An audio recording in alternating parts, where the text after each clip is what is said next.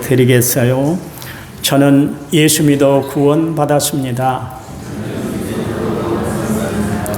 저는 예수 믿어 하나님 자녀 되었습니다. 저는 예수 믿어 천국 백성 되었습니다. 한 주간 최선을 다해 살겠습니다. 말씀을 아멘으로 순종하겠습니다.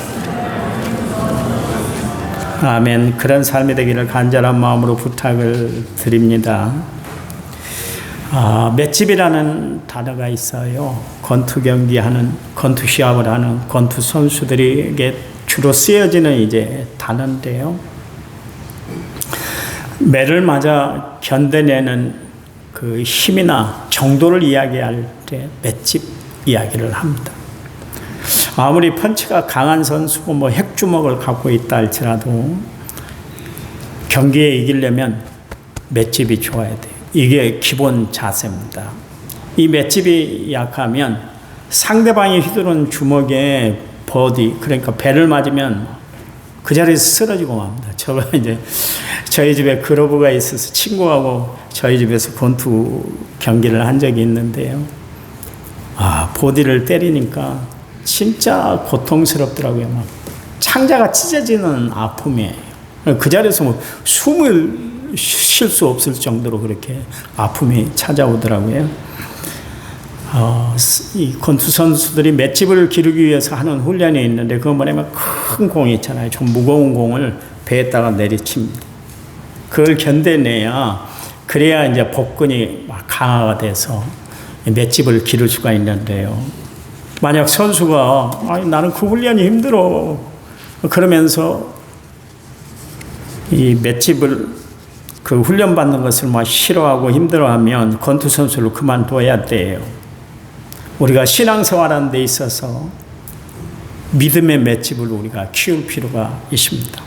하나님은 우리에게 믿음의 맷집을 키워주시기 위해서 때로는 환난을 주시고 시련을 주시고 아픔을 주시고 박해를 주시고 고난을 주실 때가 있어요. 그 연단 과정을 우리가 잘 이겨내야 우리가 훌륭한 믿음의 사람들이 되기 때문에 그렇습니다. 요셉이 그랬고 다윗이 그랬고 바울이 그리고 베드로가 그 과정들을 잘 이겨냈기 때문에 훌륭한 하나님의 사람들이 됐어요. 우리 남은 성결교회 모든 성도들은 이 영적인 시합장에 우리가 선수로 우리가 지금 부름받았잖아요. 여러분 믿음의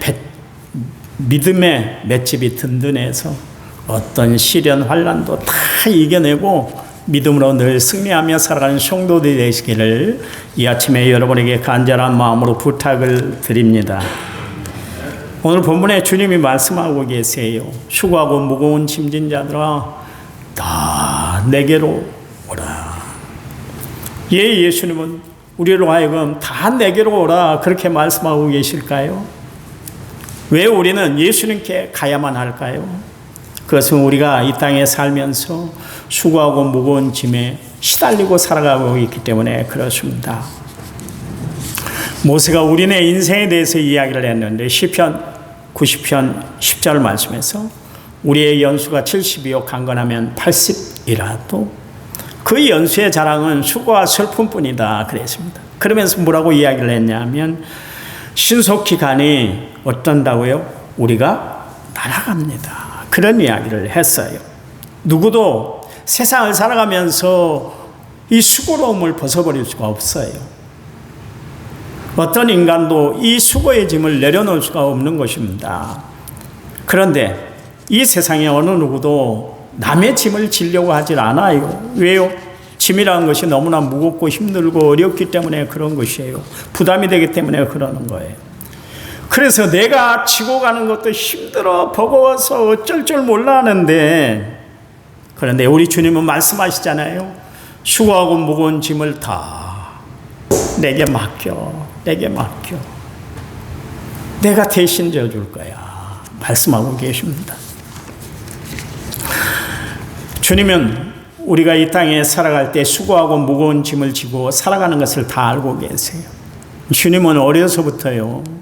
가정이 너무나 어려워서 육신의 아버지 요셉이 일찍 돌아가셨기 때문에 당신이 소년 가장에 대해서 친히 가정을 돌봤던 그런 어려움이 있었거든요.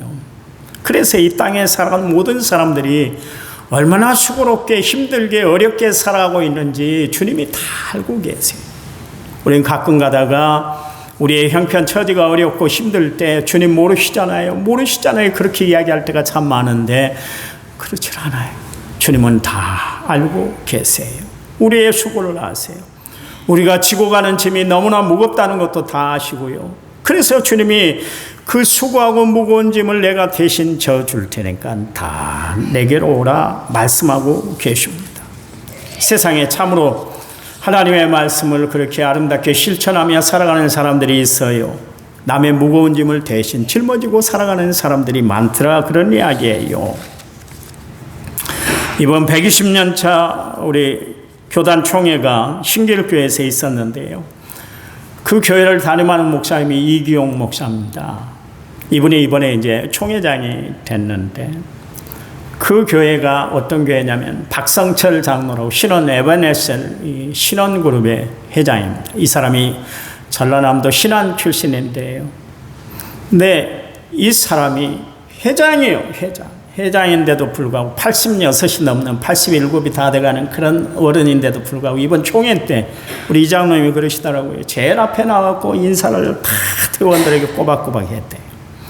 평소에도요, 이 장로님은 주차요원이 돼서 그 회장이 주차요원이 돼서 그렇게 주차를 시키고 대단한 장로입니다.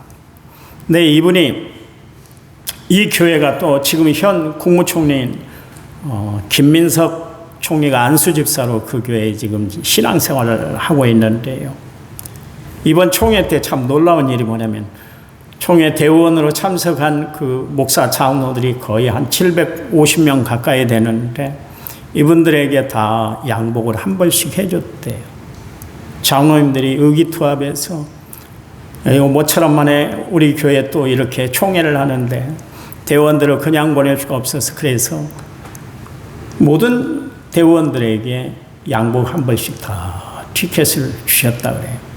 그뿐만 아니라 올해가 이제 120년 차여서 120개 교회, 어려운 교회들을 좀 도와야 되겠다 뜻이 있는 그런 총회를 남기기 위해서 그렇게 계획을 했다고 합니다. 그랬더니 장로님들이 모여가지고 한 이야기가 그 중에 120교회 중에 80교회를 우리가 도웁시다. 그래서 교회마다 2천만 원씩 주기로 그렇게 했습니다. 그것만 해도 16억이에요. 대단한 돈입니다. 작은 돈이 아니에요. 참 대단한 교회인 것 같아요. 제가 며칠 전에 찬양단들하고 같이 식사를 하면서 이 이야기를 했어요. 그랬더니 우리 김재환 집사님이 그런 이야기를 하십니다. 김재환 집사님 딸이 지금 전도사 사모인데요. 저 익산에 춘포 대장촌이라는 데가 있는데 그 대장교회 이야기를 잠깐 저에게 해 주시더라고요. 목사님, 그것은 유도 아닙니다. 그래요. 그 대장교회가 한 300명 모이는 교회입니다. 여러분, 그 춘포에 가면 유명한 보신탕집이 지금도 운영이 되고 있는데, 저는 뭐 전주 가면, 식당 가면 꼭 이 식당을 들리곤 했었는데요. 장로님 한 분이 성경금을 10억을 내놨다고 그런 이야기를 합니다. 참 대단한 것 같아요. 정말 신앙생활하는 성도들을 보면 그냥 참 대단한 교인들이 참 많다. 저는 그런 생각을 합니다. 저는 날마다 하나님 앞에 소망하며 기도하는 기도가 있어요. 우리 교회가 정말 거룩한 부자들이 많아지기를 소원합니다. 그냥 돈만 벌기 위해서 힘쓰고 애쓰는 것이 아니라 주를 위해서 아름답게 헌신하고 주의 영광 드러내는 일에 최선을 다하는 그런 교인들이 많아지는 것이 저의 소원이에요. 그리고 예수 닮는 성도들이 많아져서 성도들의 아픔을 대신 짊어지는 하나님의 사람들이 많아지는 것이 저의 소원이고요. 또 사회 소외계층들이 있잖아요. 힘 하나 쓸 수 없는 그런 사회 소외계층들을 향해 그들의 손을 잡아줄 수 있는 그런 멋진 교회가 우리 남은 선교교회가 되기를 간절히 날마다 소망하면서 기도하고 있습니다. 제가 성도들의 삶을 돌아보면 참으로 힘쓰고 예수고 살아간다는 것을 제가 알 수가 있는데요. 정말 그분들은 수고를 아끼지 않은 것 같아요.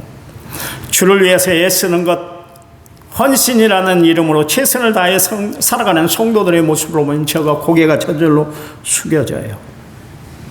그런데 저들은 수고로 여기질 않더라고요.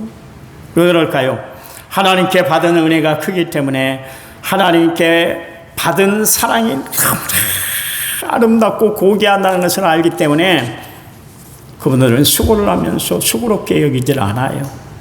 제가 가끔 주의 일에 수고하는 성도들을 위로차 이런 말을 해요. 힘들지 않으세요? 수고로울 텐데요. 그러면 아니요, 괜찮아요, 목사님. 하나님이 힘주시잖아요. 하나님이 이겨내게 해주시잖아요. 이것마저도 하나님이 주신 은혜인 것을 알아 저는 감당하고 있습니다. 그런 이야기를 하시더라고요. 여러분 기억하시기 바랍니다. 우리가 주 안에서 하는 모든 수고 하나님이 다 보고 계세요. 하나님이 다 듣고 계세요. 주를 위해서 여러분이 얼마나 힘쓰고 애쓰는지 하나님이 다 알고 계신다, 그런 이야기예요. 교인들이 하는 수고에 비하면 내가 정말 비교할 바가 되지를 못하지만 가끔 신방하고 성도들을 돕고 또 설교하고 내려오면 교인들이 목사님 수고하셨어요, 그런 이야기를 하실 때가 있어요. 그 이야기를 들을 때마다 저는 황송스럽기만 하고요, 한편으로는 얼마나 위로가 되는지 몰라요. 하나님, 그래요, 내가 수고하는 것을 교인들이 알아주는구나, 그러면 힘이 돼요.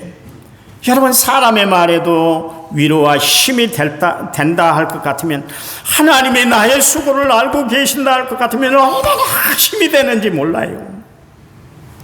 힘들어 지쳐 있을 때 주님이 다가오셔서, 그래, 내가 수고하는 건 내가 다 보았어, 내가 다 알아, 그래서 내가 얼마나 너에게 고마운 줄 몰라, 나는 최고야.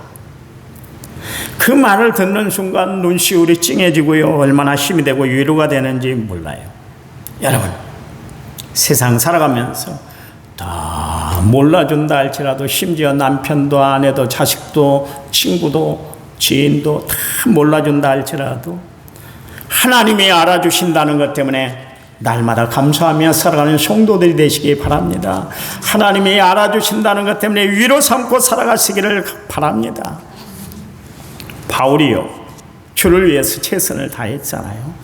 얼마나 최선을 다했던지 나의 달려갈 길을 다 달려갔다 그래요. 후회가 없다, 그런 이야기. 후회가 없다, 더 이상 남은 여력이 없었다, 그런 이야기예요. 그럼에도 불구하고 그는 자기의 수고를 수고로 여기지 않았어요. 고린도전서 15장 58절 말씀에, 그러므로 내 사랑하는 형제들아, 견실하여 흔들리지 말고 항상 주의 일에 더욱 힘쓰는 자들이 되라. 이는 너희의 수고가 주 안에서 헛되지 않은 줄 알미로다 그러십니다. 결코 주 안에서 우리가 수고하는 거 헛되지 않대요. 예요, 하나님이 아시고 계시기 때문에, 하나님이 보상해 주시기 때문에, 하나님이 나를 더 많이 사랑해 주시기 때문이다, 그런 이야기죠. 고린도전서 15장 10절, 그러나 내가 나된 것은 하나님의 은혜로 된 것이니 내게 주신 그 은혜가 헛되지 아니하여 내가 모든 사도보다 더 많이 수고하였으나 내가 한 것이 아니오 오직 나와 함께 하신 하나님의 은혜다 그랬습니다. 바울은 하나님의 은혜가 크다는 것 때문에 자신이 하는 모든 일이 수고롭지 않았어요. 우리는 조금만 주의 일을 하면 왜 우리 교인들은 아무도 나를 안 도와주는 것 같아, 나만 이 생고생을 하는 것 같아, 그런 생각을 할 때가 있잖아요. 바울은 그렇지 않았어. 누가 알아주라고 주의 일을 하지 않았다, 그런 이야기입니다. 빌립보서 2장 16절 말씀에 생명의 말씀을 밝혀 나의 다른 박질이 헛되지 아니하고 수고도 헛되지 아니하므로 그리스도의 날에 내가 자랑할 것이 있게 하려 합니다. 하나님, 세상에는 자랑할 것이 없다 그랬잖아요. 하나님 앞에 갔을 때, 하나님, 나 정말 최선을 다했어요, 이야기하고 싶다는 거예요. 이야기하고 싶다는 거예요. 바울은 자신의 수고를 알아주시는 하나님이 계셨기 때문에 최선을 다해 후회함이 없도록 무슨 일이든 하나님 맡겨진 일에 충성을 다했던 것을 알 수가 있습니다. 아시나요? 세상은 끝없이 나에게 수고를 끼쳐요. 그래서 나로 하여금 쉬지 못하도록 만드는 것이 세상입니다. 그러나 주님만이 나에게 쉼을 주시고 안식을 주는 줄 믿으시기 바랍니다. 쉼과 안식을 주시는 하나님, 여러분 그분의 위로를 받고 살아가시기 바랍니다. 그분의 사랑을 누리고 살아가시기 바랍니다. 그분의 은혜 안에 머무는 삶을 살아가는 성도이 되시기를 간절한 마음으로 부탁을 드립니다. 여기 주님이 우리에게 무거운 짐진 자들아 그랬습니다. 내가 원하들 않는데요.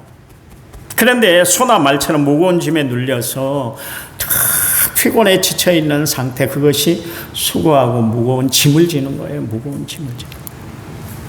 여러분, 지고 있는 것이 무겁기 때문에 편할 리가 난무하잖아요. 그렇죠? 만무하잖아요. 그 짐은 내 개인의 짐일 수 있고 가정 식구들 그리고 아니면 교회의 일일 수도 있습니다. 어떤 이는 물질의 문제, 건강의 문제, 또 사업과 직장과 여러 가지 일에 대한 짓눌림의 무거운 짐을 사람들은 각자가 지고 살아가고 있어요. 어떻습니까? 여러분은 지금 꽉 짓누르고 있는 것이 있어서 힘드시죠? 답답하시죠? 속상하시죠?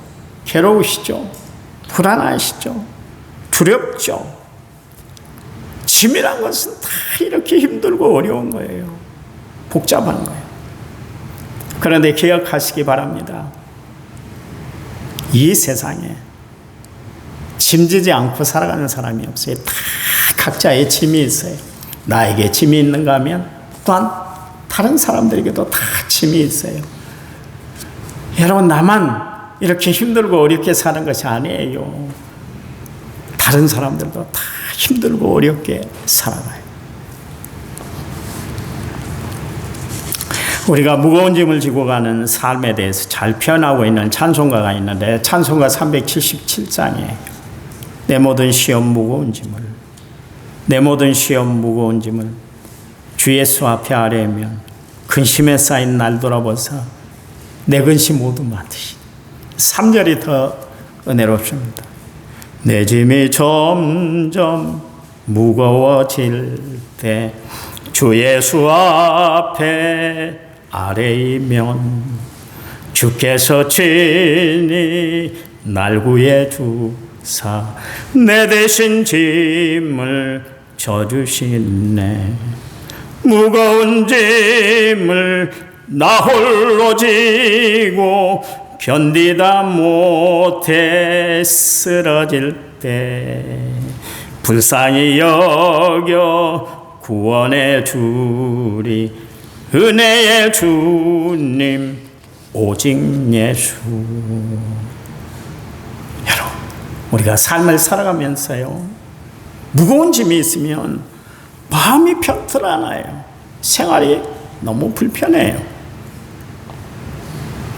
많은 사람들이 수고의 짐, 그 짐을 무겁게 짊어지고 살아가고 있습니다. 그 중에 억만 짐을 무겁게 등지고 살았던 삭개오 보세요. 예수님을 만남으로 말미암아 그 무거운 짐에서 다 벗어나 평안히 그의 마음을 가득 채웠던 것을 알 수가 있습니다. 이 사람 만약 예수를 만나지 않았다면 일평생 그거 무거운 짐 때문에 아마 정신적으로 굉장히 힘들었을 거예요. 병고통에 짐을 지고 18년 동안 무거운 인생을 살았던 혈루증 앓았던 여인이 있잖아요. 예수님을 만난 순간 예수님의 옷자락을 만지기만 하면 자신의 병이 나을 것이다. 그 믿음대로 예수님의 옷을 만졌더니 그를 무섭게 누르고 있었던 질병의 짐이 다 벗어졌던 것을 알 수가 있습니다. 참으로 기구한 인생의 짐을 지고 고통의 시간을 보냈던 수가성 오물가의 여인, 예수님을 만남으로 말미암아 평생 져야 했던 물동이를 버려두고 그녀는 마음 평안한 하나님의 은혜를 누리는 삶을 살게 되었던 것을 알 수가 있습니다. 보세요. 우리는 예수님을 만나야 내 인생의 짐을 벗어버린다는 것을 분명히 아시기 바랍니다. 그래서 찬송가 가사처럼 은혜의 주님 오직 예수가 되는 거예요. 여러분, 아직도 주님이 어떤 짐이 주님이세요? 정말 내 짐을 더욱 무겁게 만드시는 분입니까? 내 사명의 발걸음을 무겁게 만드시는 분이 하나님이세요? 아니에요. 여러분, 내 짐을 벗게 해주신 분이 예수님 하나님 한 분뿐인 줄 믿으시기 바랍니다. 유튜브에 보니까 이런 글이 있어요. 나이가 들수록 버려야 할 마음의 짐 8가지를 이야기를 하더라고요. 첫 번째, 모든 사람에게 인정받으려는 욕심. 두 번째, 지나간 실수와 후회에 대한 집착. 세 번째, 내 방식이 항상 옳다고 하는 고집. 네 번째, 자녀의 인생까지 통제하려는 욕구. 다섯 번째, 비교하며 생기는 상대적 박탈감. 여섯 번째, 변화를 두려워하는 마음. 일곱 번째, 베푼 것에 대한 보답을 받으려는 기대. 여덟 번째, 완벽해야 한다는 강박관념. 이것은 철저히 버리라는 거예요. 여러분, 나이가 들수록 그런 이야기를 합니다. 버려야 될 것 철저히 버려야 된다. 그래서 이사 갈 때는요, 나이가 들수록 최소한 것만 남기고 다 버리라 그러지 않습니까? 그렇잖아요. 세상 모든 짐을 짊어지고 가는 우리에게 말씀하시는데 다 내게로 오라. 여러분, 우리가 쉼을 얻으려면 주님께 나가야 돼요. 왜냐하면 예수님만이 나의 짐을 대신 져줄 수 있는 유일한 분이시기 때문에 그렇습니다. 어떤 사람이 인생의 짐을 너무 많이 짊어지고 있어서 하루는 공자에게 나갔답니다.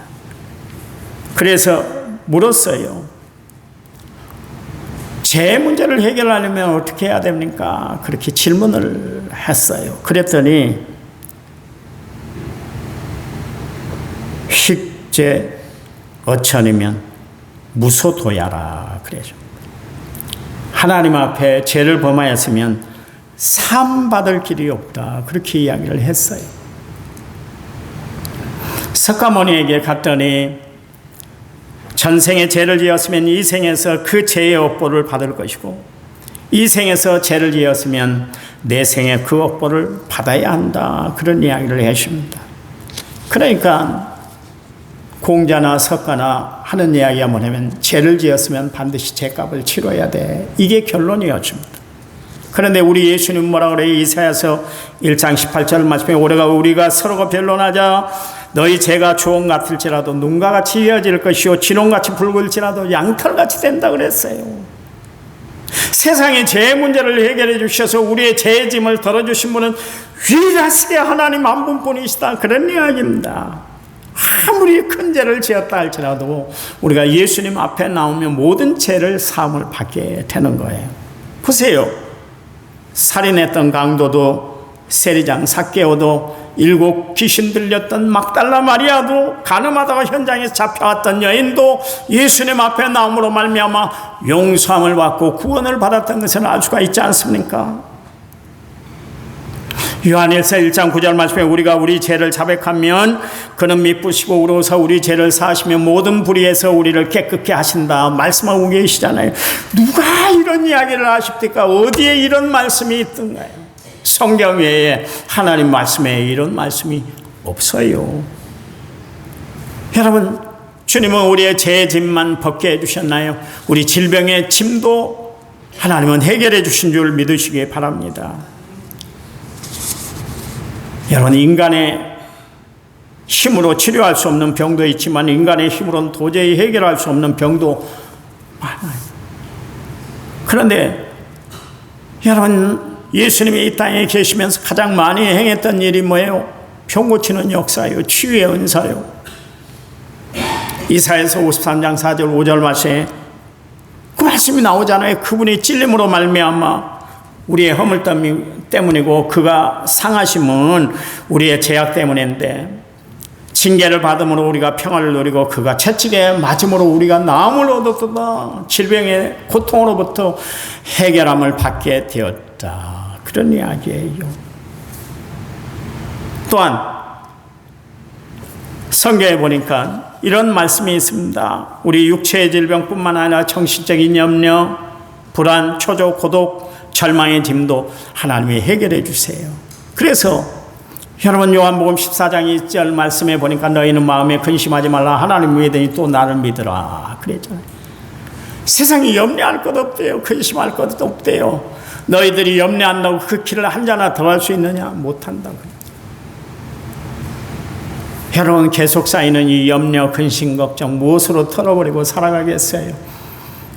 주님이 털어주셔야 될 줄 믿으시기 바랍니다. 그러니 빌립보서 4장 6절 말씀에 아무것도 염려하지 말고 오직 기도와 간구로 너희 구할 것을 구하라. 그리하면 모든 지각에 뛰어난 하나님의 평강이 너희 마음과 생각을 지켜주신다, 보존해 주신다, 세워주신다, 처리해 주신다, 그 이야기예요. 여러분 그래요. 우리의 모든 짐, 무거운 짐을 수고하는 모든 짐들을 주님 앞에 나아가 벗어놓으면 하나님이 우리에게 쉼을 주시는 줄 믿으시기 바랍니다. 그래서 수고하고 무거운 짐진 자들아 다 내게로 오라. 내가 너희를 쉬게 할 것이다. 그래서 성경에 오라는 말 신약 성경에 400번 나오고 구약 성경에 200번 나오는데요. 오라 여호와께 돌아오라 그 말씀이에요. 당자는 아버지께 떠남으로 말미암아 고난이 시작되었습니다. 요나는 하나님의 낯을 피하여 도망가다가 결국 폭풍을 만나 물고기 뱃속에 던져지고 말았던 것을 알 수가 있습니다. 사울왕은 하나님을 떠남으로 말미암아 인생의 가장 비극적인 순간을 맞이했던 것을 알 수가 있습니다. 여러분 이 세상에요 누구든 남의 짐을 대신 짊어지려고 하질 않아요. 그게 세상 인심이요. 보기에는 잘해줄 것 같잖아요. 간이고 쓸개고 다 내줄 것 같잖아요. 자네밖에 없어. 당신이 최고야. 당신 아니면 누가 내가 이런 마음을 써주겠어. 별 이야기를 다 하잖아요. 안 해요. 여러분 둘째 아들 탕자의 비유를 보세요. 그가 돈이 있을 때 친구가 있었습니다. 함께 아는 사람, 주변의 사람들이 많았어요. 그런데 보세요. 돈 떨어지니까 사람 떠나, 친구들 떠나, 우정도 다 떠나고 말았잖아요. 이게 세상 사람들의 모습이에요. 여러분 내가 돈 잃고 건강 잃고 명예 잃으면 사람들은 저절로 다 떠나요. 왜요? 더 이상 이용 가치가 없으니까. 제가 서울에 있을 때 권사님이 남자 권사님이 한 분 계셨어요. 가치터널 앞에 집을 한 채 가지고 살았는데요. 여러분 하곡동에 가시면 압니다만 상기슬게 노태우 대통령이 일률적으로 집을 다 지었어요. 그 산을 다 깎아갖고 집을 지었는데요. 그때 이 양반이 무슨 일을 했냐면 복덕방을 했습니다. 돈을 얼마나 벌었던지 집이 보통 한 10채를 갖고 있었습니다. 복덕방 하는 사람들이 집을 갖고 있더라고요. 그래서 나중에 이제 이익을 남겨서 더 팔아먹으려고 이제 그렇게 했던 것이죠. 매일 저녁 부어라 마셔라. 하루하루가 즐거우세요. 성경에 나온 부자 다이브스가 바로 그분의 삶이었습니다. 얼마나 각시가 마음에 안 들었던지 예배드리고 있는데 그 권사님이셨는데 머리채를 쥐고 끌고 나간 분이에요. 그 정도로 포악하신 분이었어요. 근데 하루아침에 딱 떨어져 버린 거예요. 그래서 경희대 가서 간신히 건강만 찾았어요. 늘 지팡이를 짚으면 짚고 다니면서 한 발을 이렇게 거슬러야 다니는 그런 삶을 살았어요. 그분이 저에게 이야기합니다. 전도사님, 내가 돈이 있을 때 사람들이 주변에 끌었지.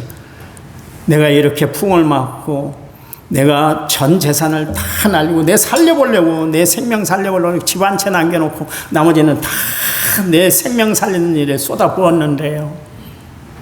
다 떠납디다. 이게 세상 인심입디다. 그런 이야기를 하시더라고요. 나한테.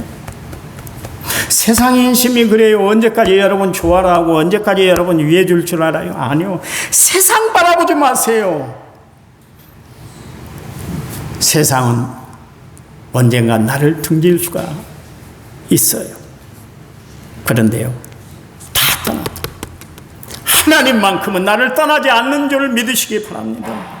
그분이 말씀하지 않았나요? 세상 끝날까지 내가 너희와 함께 할 것이다. 히브리서 13장 5절 말씀에 내가 결코 너를 버리지 아니하고 너희를 떠나지 않을 것이다 그랬는데, 결코 이게 영어 성경에 보니까 never 결단코 나는 너를 떠나지도 않고 버리지 않을 거야. 누가 이런 이야기를 해요?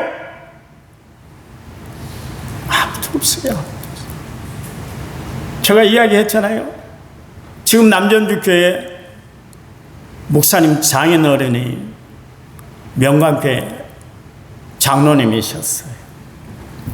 얼마나 두 분이 금실이 좋던지 화장실도 같이 따라다녔어요. 이 평생 싸워본 적이 없대요. 싸워본 적. 그 정도로 잘해줬어요.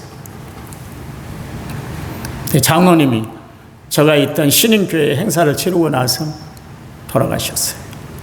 분명히 두 분이 약속을 했잖아요. 우리 같은 날 1시간에 우리 같이 죽세 그랬는데 권사님이 30년 동안 사셨어요. 말대로 되질 않는다니까요. 아무리 손을 잡고 맹세하고 아무리 같이 살자고 몸부림쳐도 안 되는 것이 인간사입니다. 근데 우리가 누구를 믿고 누구를 붙들고 누구를 의지하며 살겠어요? 하나님 외에 붙들 대상이 없어요. 그러면 목사님 부부간에도 멀리 해야 됩니까? 그런 이야기는 아니에요. 또 그렇게 도입을 하지 마세요. 말씀. 이 세상 다 떠난다 할지라도 하나님은 나를 떠나지 않으세요. 다 못 본 척하고 다 못 들은 척하고 다 예면해도 하나님은 결코 나를 버리시지 않으세요. 내가 죄악에 처해 있을 때 오히려 나에게 다가오셔서 나를 손잡아 주신 분이 하나님이에요. 내가 호적거리고 있을 때, 방황하고 있을 때, 내가 헐벗고 추위에 떨고 있을 때, 내가 실망하여 낙심하고 있을 때 나에게 다가와셔서 나에게 손 내밀어 주시고 나를 싸매 주시고 나를 붙들어 주시고 일으켜 세워주신, 대신 짐을 짊어지신 분은 하나님뿐이라는 것을 아시기 바랍니다.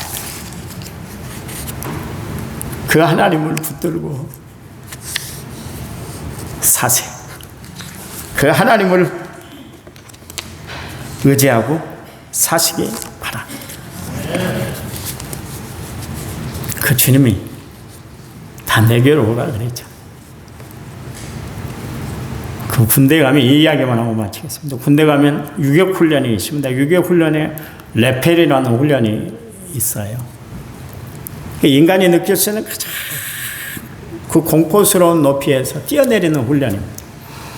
근데 다 안정장치가 되어 있거든요. 뭐 사람 죽게 만들려고 훈련을 시키겠습니까? 담력을 키우고 훈련하도록 하기 위해서 그런 것이죠. 철칙이 하나 있습니다. 딱 뛰어내릴 때 손을 쏴 놔. 그러면 저절로 내려가. 안전하게 떨어져. 근데 사람이 이렇게 등 때밀잖아요. 하도 안 내리면 교관이, 유격훈련 시키는 교관이 싹 밀어버려요. 그러면 가슴이 철렁하거든요. 확 잡아버려요. 안 내려가고 대롱대롱 달려있는 거예요. 나! 손을 놓으라고! 너 언제까지 그렇게 붙들려 있을 거야? 안 나요. 왜냐면 죽는 줄 알고 안 나요. 죽는 줄 알고. 근데 붙들고 있는 건 죽는 것이거든요. 그럼 매달려고 언제까지 있을 거예요? 그렇잖아요. 살짝 놓으면 슬슬슬슬 해서 밑에 땅에 도착하거든요. 우리의 인생에 어려운 문제가 있을 때 나를 꽉 붙잡을 때가 있어요. 주님이 놓라 그러거든요. 그리고 나에게 와. 그러면 옴짝달싹 못하고 그 문제에 입설해가지고 아무것도 못하고 그렇게 꽉 붙들려 있을 때가 있어요. 무거운 짐, 힘들게 하는 짐들 하나님 앞에 내려놓으시기 바랍니다. 평안을 유지하고 안정을 누리고 은혜 안에 승리하며 살아가는 성도들이 되시기를 간절한 마음으로 부탁을 드립니다. 하나님, 주께 맡깁니다. 주께 드립니다. 주님, 처리하시고 해결해 주시고 역사해 주시옵소서. 예수님의 이름으로 기도했습니다. 아멘.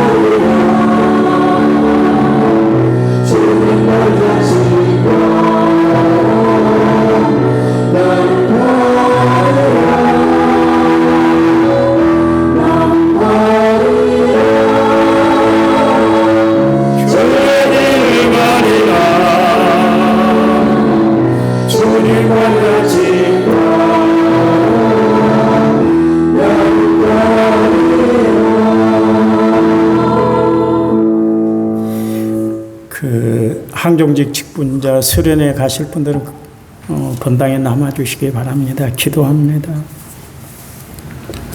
이제는 길이요 진리요 생명 되신 우리 주 예수 그리스도의 은혜와 하나님 아버지의 지극하신 사랑과 성령님 위로교통의 충만한 역사가 오늘 말씀을 받은 모든 성도들 위해 이제부터 영원토록 함께 하시기를 간절히 축원하옵나이다.